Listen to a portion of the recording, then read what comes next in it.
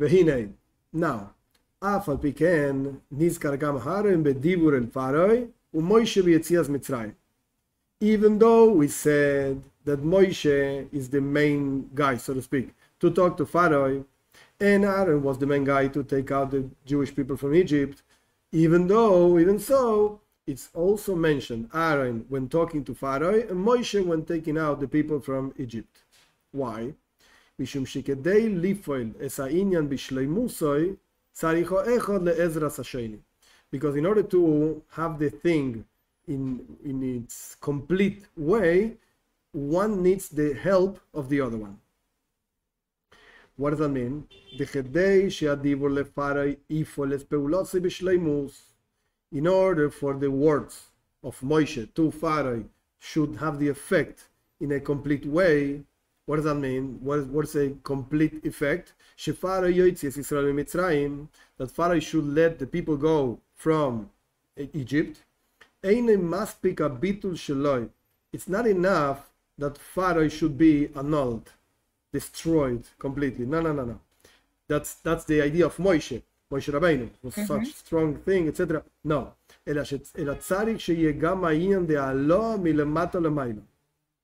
to be a thing of elevating from below to above Pharaoh. So Moshe Rabbeinu brings from up down. Aaron brings from down up. That's the general thing. But even so, you need both movements in both cases. Talking to Pharaoh, you need up and down, and bringing out the Jewish people from Egypt, you need up and down. Parenthesis, because after all, going out of Egypt is elevating. It's going from the south to the north or whatever. It's elevating. So it's not enough to destroy Pharaoh. That's not the point. I mean, the word is not enough. The point is not to destroy Pharaoh.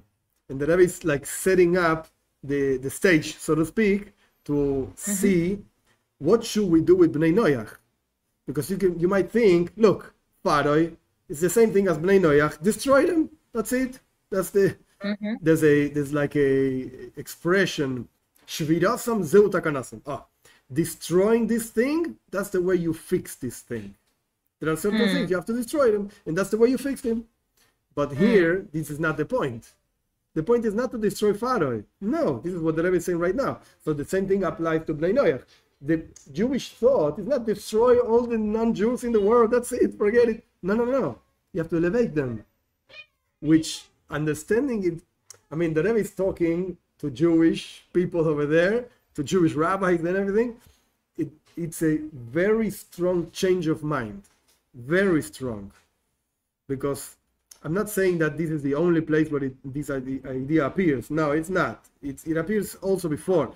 But the Rebbe is saying this in a public meeting, in a public setting up, etc., saying, hey, we have to go out to the world and elevate non-Jews. This is what the Rebbe is saying.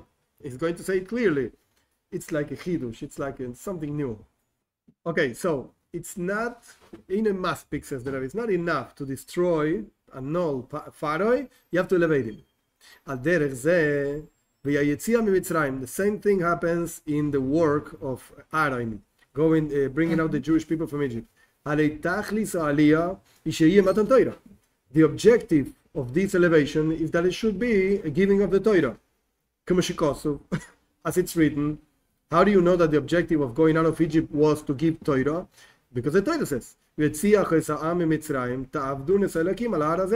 when you bring out the Jewish people, the people from Egypt, you should serve God in this mountain. That's the objective. Now, what's Matan Torah? The inyan Matan Torah anoichi. The idea of the giving of the Torah is something from above to below, even though the going out of Egypt is from below to above, but receiving the Torah is from above to below. As it's written, alluded at least in the word Anoichi, which is the first word of the Ten Commandments. Adna nafshik savis yehavis. If the Talmud says, the Gemara says that this is actually 4 Aramaic words. Anna means me, nafshi is myself, ksavis in these writings, yehavis, I gave myself. There are other explanations also, but it's one of them. What does that mean? through the giving of the Torah, now you can grab the essence of God, His essence. ומשום זה, אין מספיק עניון של אהרון, because of this, because going out of Egypt is such a powerful thing, it's such a deep thing, that it's not just going out of a country, it's rather bringing down the essence of God down here and being able to grab the essence of God. It's not enough, the job of Aaron, of going from below up. It's not enough. You also need the thing of Moshe. You need both things. Torah, which Moshe's thing is Torah. And with this we can also understand what the Zohar is very precise with the words. And also it's brought in the Hasidic discourses that the Rebbe quoted in the beginning of the discourse. The Zohar says like this: Madua ne'emar hu Aaron u'Moshe v'goimer hu Moshe ve'Aaron. Why does it say first Aaron, then Moshe, etc., then Moshe, Aaron, etc.? V'lo ne'emar hem lashon rabim. Say they in plural, and that's it. Why do you have to say the two names all the time? We know the two names already. They're written in the story, so just say they. Al derech mashekosov hema medavrin. Just as it's written in other verses, they are the ones that talk to Pharaoh, etc. Vehu, why is that? Mishum shepeulas shneihem betachlis haisachdus. Because the effect, the work of both of them, it's completely united. What does that mean? The gamam shacha shleimusai be'aloeh.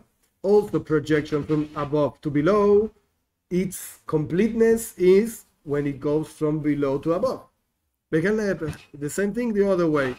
The real projection is when it also goes down from below to above. The real going from below to above is when you project something. And we could say, this is also what our sages said, that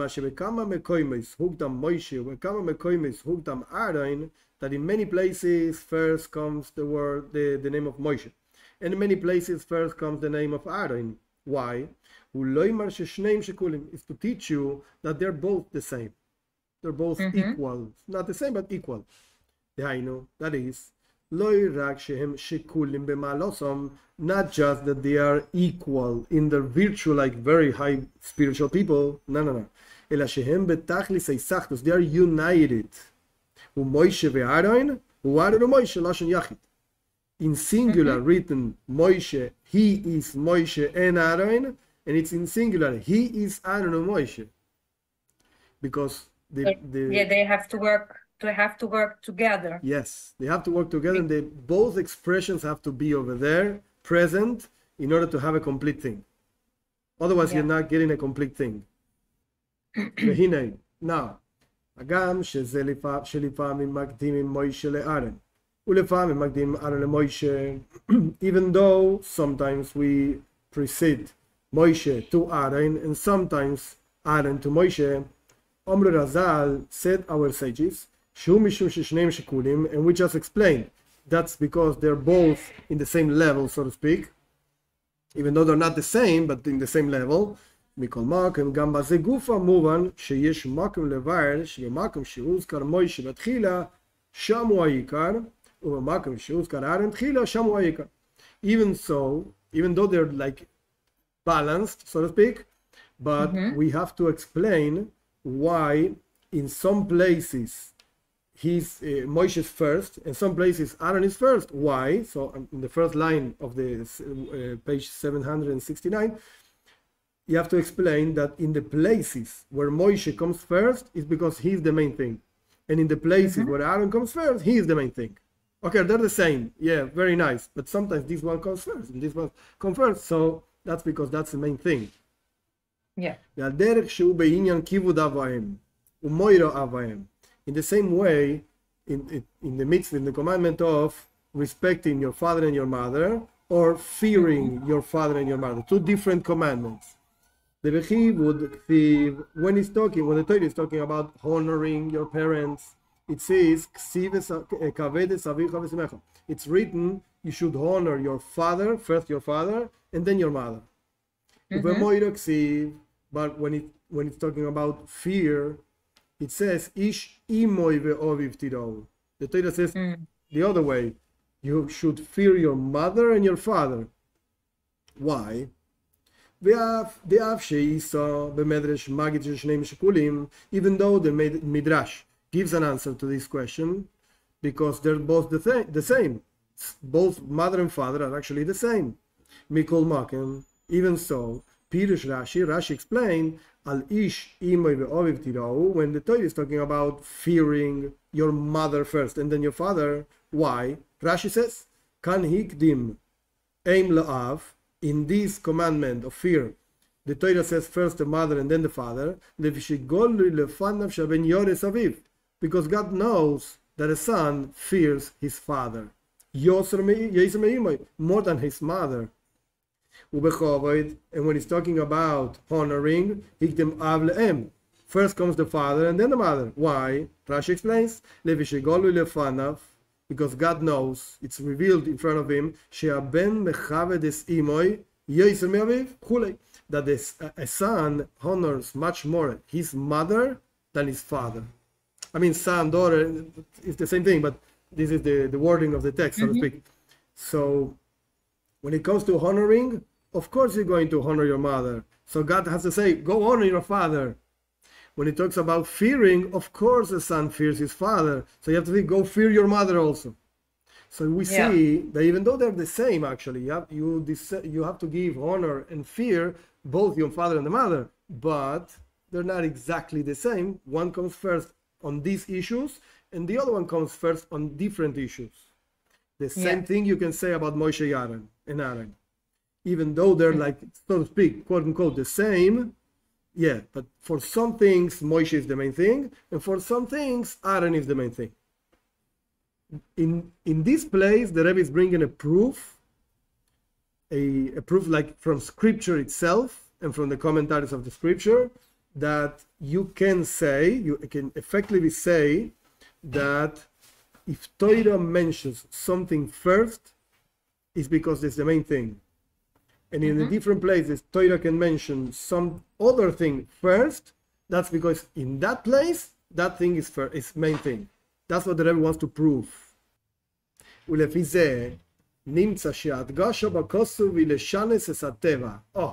According to this, you can see, comes out, that the emphasis of the Scripture is to change the nature. What is the Torah out to do with us? Change your nature. The Makdim in ze she'etzlo tzarich liyos yoser shinui hateva bishvil lekayim. The Torah clearly brings first that issue, that detail that requires you more to change your nature to fulfill it. But naturally, you honor your mother. Naturally, you fear your father. Okay, comes the Torah and says, no. I want you to change your nature. Go fear your mother and honor your father. So it requires like more work on your part. That's what the Torah is looking for. This is what the Rabbi is saying. That's what the Torah is looking for. Go change your nature.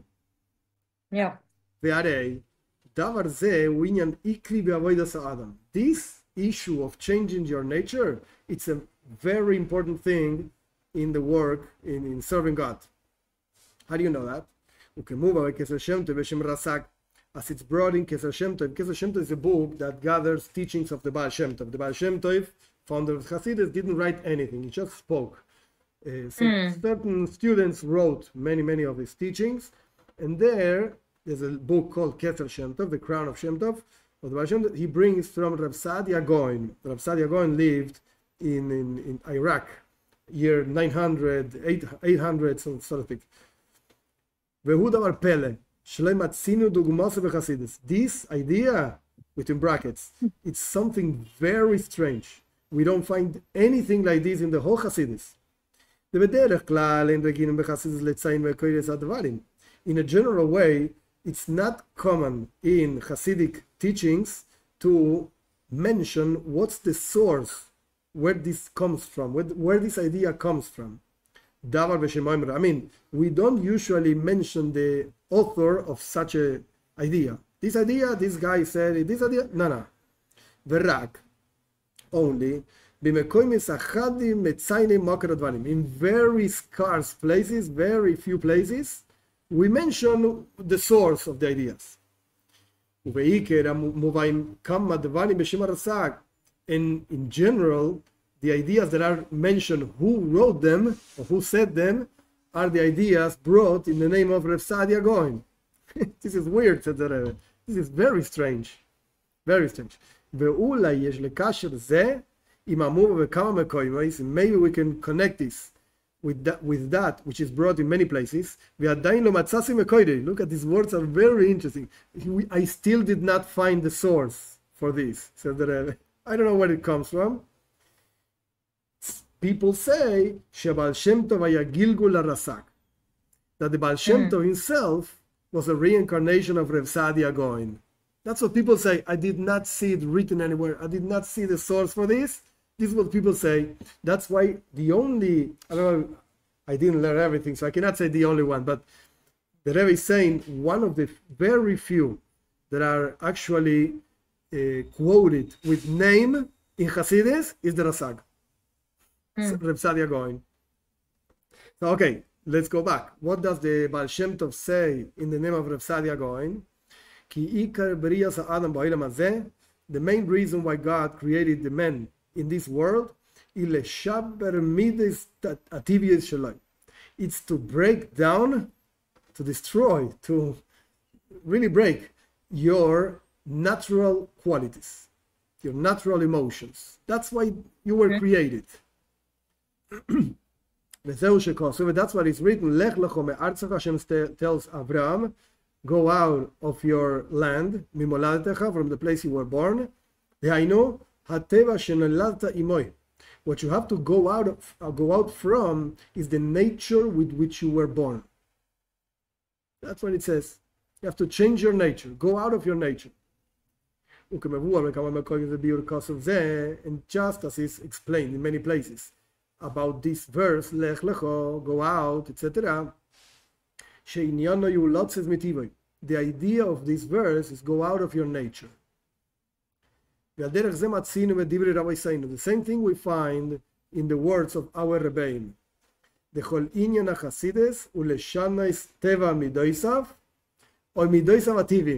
translate it in a second. This line can take like hours. It's brought. What's the whole thing of Hasidus? What did the Alter Rebbe, the Baal Shem Tov want with Hasidus? So there are two expressions that they look the same and they are really, really very different. Last line of the paragraph. Leshanos teva midoisav. This means to change the nature of your qualities, of your attributes, qualities, your emotions. Or another option, midoisavativim, your natural qualities. Is not the same the nature of your qualities than your natural qualities. It's not the same. What's the difference? Just to finish the translation, like the two wordings brought in Likutei Diburim. Likutei Diburim is a book of the writings of the previous Rebbe. So he brought these two ideas. What's the difference? Each one of us, every human being, has midos. Midos means the emotional part of each one of us. Some more developed, some less developed, it doesn't matter. It's midos, qualities. Now, the nature of our qualities as human beings, like regular people, very, very simple regular people, is to enjoy natural and physical things. We enjoy eating, we enjoy sleeping, we enjoy drinking, whatever. Each person has different things that he enjoys. Again, I'm talking at a very, very simple level, very low and simple level, on purpose. A person likes eating, a person likes sleeping, whatever. Okay, that's the nature of a human being, regular, simple human being. So comes Hasidus and says, wait, don't eat like an animal. Animals also eat, Animals also sleep. Eat and sleep, because God created you in a way that you need to eat and you need to sleep. But go eat like a human being, not like an animal. And go eat and go sleep like a human being, not like an animal. No, like a bear sleeps for the whole winter. Now, don't sleep the whole winter. Wake up in the morning and do your job, whatever, serve God, do whatever you want to do, I don't care. But sleep like a human being, not like an animal. That means leshanos teva midoisav. That means to change the nature of your emotions, qualities. Be a human being. Don't be an animal. You have, each one of us has a animalistic part. Okay, that's true. And in Tanya says nefesh abamis, whatever. It doesn't matter. The animal soul. Okay, that's true. Don't be an animal. That's the first language, so to speak. Second one, midoisav ativim. Each one of us has a combination, a different one. That's what makes the life nicer. Each one of us is different. And each one of us has a different balance of how much chesed, how much kindness, how much severity. Each one of us is different. Okay, so midoi savativ, in this combination that you have, change it. And both ideas remain at the same time. It's not that one takes out of the other one. No. Both ideas are true, and both ideas work at the same time. It's just one is deeper than the other one, because okay, I can try stop being an animal and try to behave like a human being. That's fine, I'll try it. But if you are like if your nature is to become angry quickly, change it. Don't do it anymore. And that has nothing to do with being an animal or not being an animal. No. I don't want you to be angry anymore. And if your nature is to be like a cold person, like you sit and you just sleep and you don't care about anything, change it. Don't be like that. That's Hasidus. Of course, there are things we have to change, things we don't have to change. We have to